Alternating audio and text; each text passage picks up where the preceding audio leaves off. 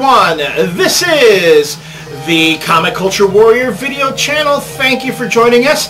I am Elliot Serrano, and this is Jose Melendez coming to you from Dreamland Comics in Schaumburg, Illinois. Once again, doing some more segments on what those of you who watch this show regularly know as CCW TV. I'm going through all this preamble because we have a new open for these segments. Really? I put a new open together, so if you've never watched a show before and you're seeing this for the first time, you're like, oh, who are these guys? So I'm trying to change things up a bit. New open. So I hope you guys like it. Looking forward to hearing your comments on the blog. I didn't even know about it. I just finished it last night. I did it last night before. Was this one you started out about like 8 months ago? No, this is different. This is different. I went in I wouldn't say a completely different direction, but I'm incorporating many of the wonderful elements that D-Mar and Little King Ryan have created for us. And I thought, you know, they do so much stuff for us actually that people don't get to see. D-Mar has done all these like great little character drawings and pinups and stuff that I haven't, you know, we don't post on the blog yet. I'm trying to figure out a way to use them. So I have something that D-Mar did for us, and I incorporated it into a new open. So it's kind of fun. It'll be fun. You know, on the blog, you can actually, on the art segment, you can actually make a post on there with show the stuff, with little thumbnails. That's on true. there. That's true. I probably will. Maybe will. But beyond that, you know, here on CCW TV, we are always appreciative of the contributions that you, the CCW Nation, make. So, for the most part. Yeah. And over the years, you know, the show's always been called Comic Culture Warrior, but that got tiresome saying over and over and over again. So we just call it CCW, even though there is another channel that calls itself CCW, but they're like backyard wrestling. Oh, man. Nothing to do with that. Nothing to do with that. Although one day there may be wrestling on this show. Who knows? We used to talk about wrestling back in the day. We used to. And then you stopped watching it. Well, I started watching it. I'm actually going to be watching more. There's this new show called a new Lucha USA on MTV. On MTV, yeah. MTV2, Mexican wrestling, which looks interesting, and I might get into that. Just, you know, wrestling these days is kind of like in comics where it goes in cycles where it's really good for a while, and then it's boring. Then it gets good again, then it's boring. I was really into TNA wrestling. And you know, then the whole, you know, Hogan thing took place, which started like with a bang, and then it, you know, and I even told the folks at TNA once that they've become the new WCW.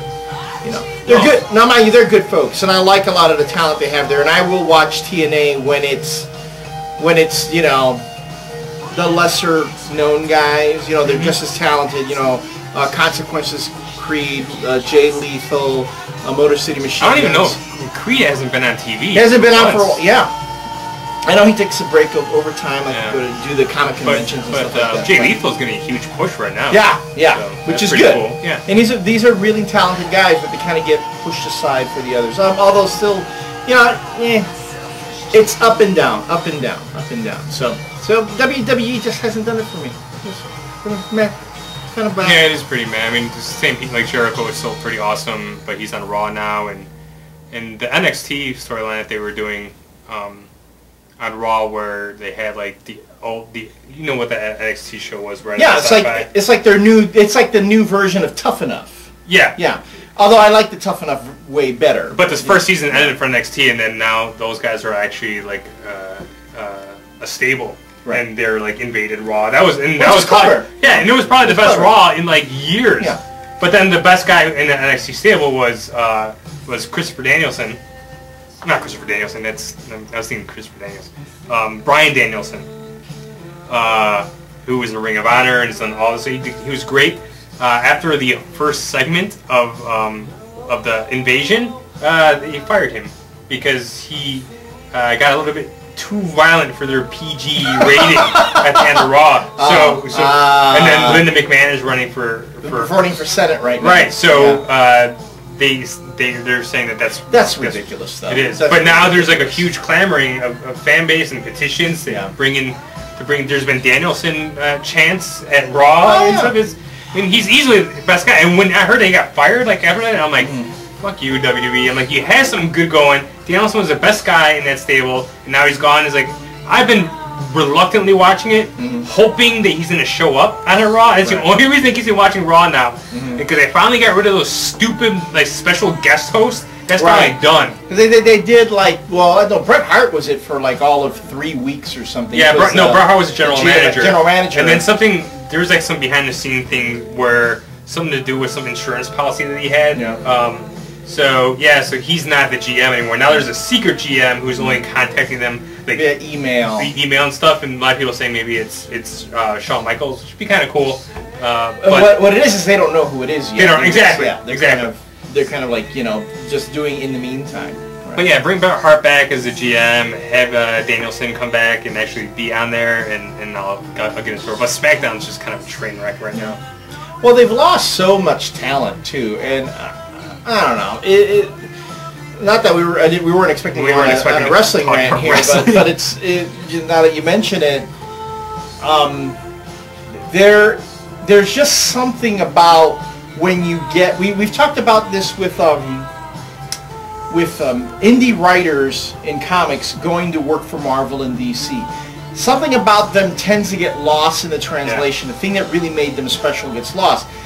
That happened with ECW when they got assimilated by the whole World Wrestling Entertainment Network, you know, and the look of it changed. The wrestlers, the gimmicks that they had, the things that they were, you know, allowed to do back in ECW was lost.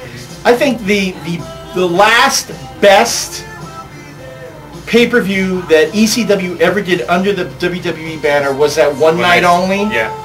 When John Cena went to the old, you know, Philadelphia. Yeah. And he wrestled the Big Show, I think. Was it Big Show for? No, Rob Van Dam. Remember? Was it Rob Van Dam?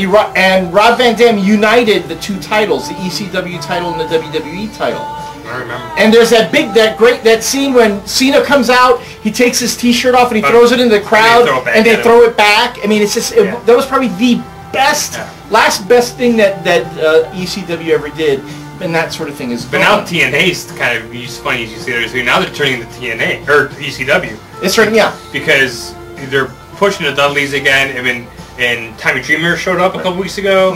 Rob Van Dam is a champion at TNA. And TNA is really pushing hard to get Paul Heyman on that show. Oh yeah. But I don't think Paul Heyman says something, or stuff that I read on the internet was that Paul Heyman hates Vince Russo, and he said as long as Vince Russo is part of creative, he doesn't want nothing to do with TNA. Which is too bad, because I mean, it's not just Vince Russo. I mean, Jeff Jarrett and Mick Foley's a big part of it too. Foley hasn't been on TV for a while, and Jarrett has not been on TV for a while either. It's just there's just a bunch of, I don't know. Ever since Hogan took it over, they moved it to Monday nights to compete with Raw, and they got fucking hammered in the ratings so bad that they actually had to move it back to Thursday nights. But I don't know. TNA is just kind of a mess, and they released Roxy. Oh yeah, your favorite knockout. Yeah, they released her a few weeks ago, and I'm like, God damn you, TNA! I don't know, man. The one thing about this new show though that's gonna be on MTV, it's called Lucha USA, and it's just an Americanized version of the Luchadors. They're gonna do all the same things. They're gonna have the Luchadors, and they're gonna have the women, you know, the Técnicos. The Rudos, and then they're gonna have the Exóticos. Is this in any relation to AAA? They have a lot of former AAA guys in there. Okay. Yeah, so they're gonna be important. A lot of. Because there's actually a video game coming out for Xbox 360 and PS3 later this year. It's a Lucha Libre game. They have like La Parca and a bunch of guys from AAA. Yeah. So. Well, that'll be interesting to see. I like to see that culture. You know, really more, not so much the wrestling itself, but the culture behind it. And I was watching a behind-the-scenes thing about it on MTV too. They were doing like a promo thing. Has it started yet? No, it won't not start until. Well, actually, by the time this by the time this segment airs, no, it'll be in July. No, it's in July. In July. Because I just saw some promos on the internet for it, and I saw MTV was there, and I haven't watched MTV in fucking years. So. Okay.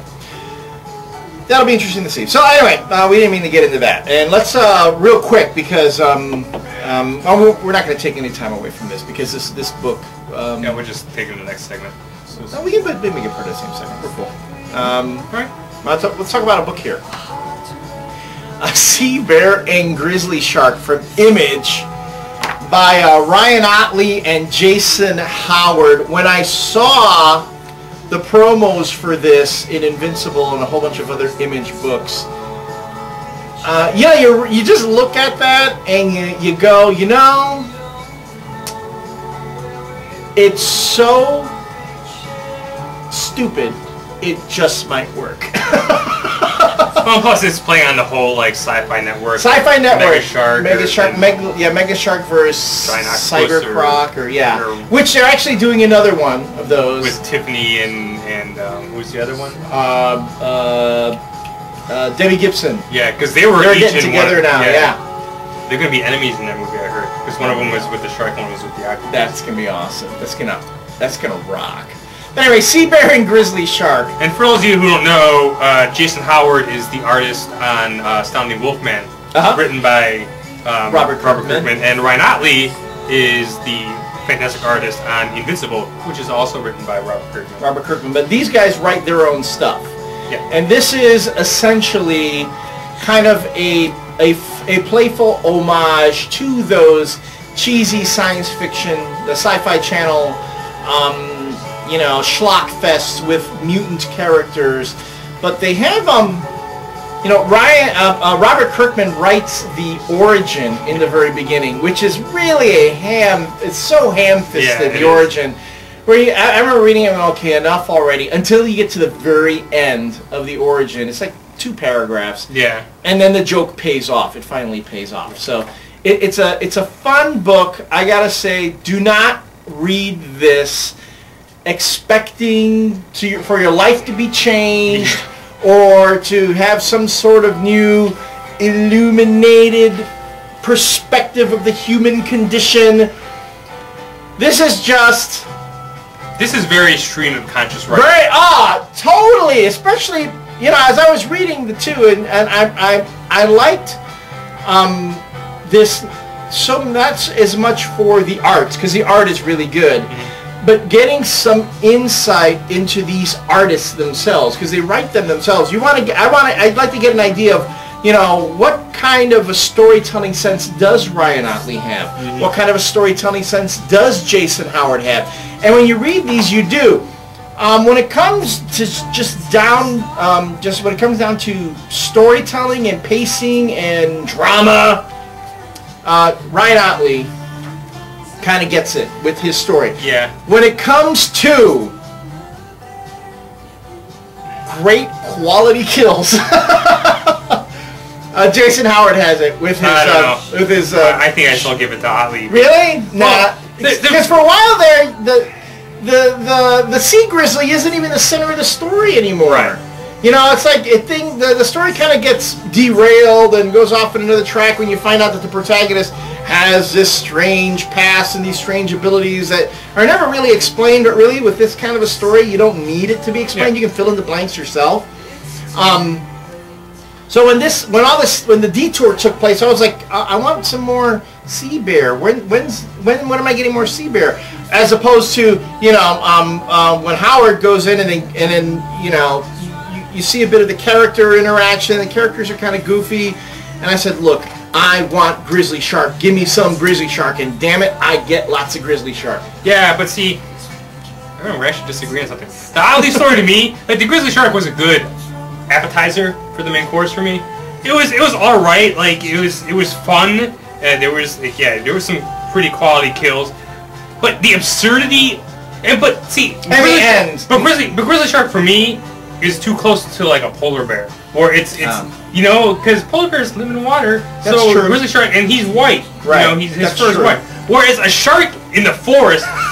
It makes no fucking sense. I know it makes no sense. That's why I like it more, because it's so absurd. Because you never see the shark actually, like walking around and everything. You always see him popping out of the tree, or his tail going back into the tree. Right. He's like the land shark in SNL. He's like land shark. Exactly. Yeah. So you never actually see him like doing that kind of stuff. Whereas you see he just pops up out of nowhere and just kills people. And I don't know. I like the gags more in the Otley story too. Are you talking about SeaBear or Grizzly Shark? Grizzly Shark. Oh, then no. I'm talking about Yeah, Grizzly Shark. Yeah, I was saying I enjoyed Grizzly Shark more for the quality kills. No, you said SeaBear. I said with SeaBear it kind of got derailed. It kind of went off. I wanted more SeaBear. We can't even keep... We're so fucking confused over the names of this review. I know.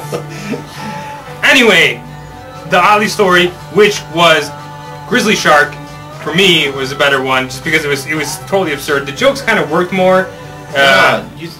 Grizzly Shark, SeaBear. Oh, Grizzly Shark was a Howard story. Oh my god. Oh. I will say this: SeaBear is the Otley story.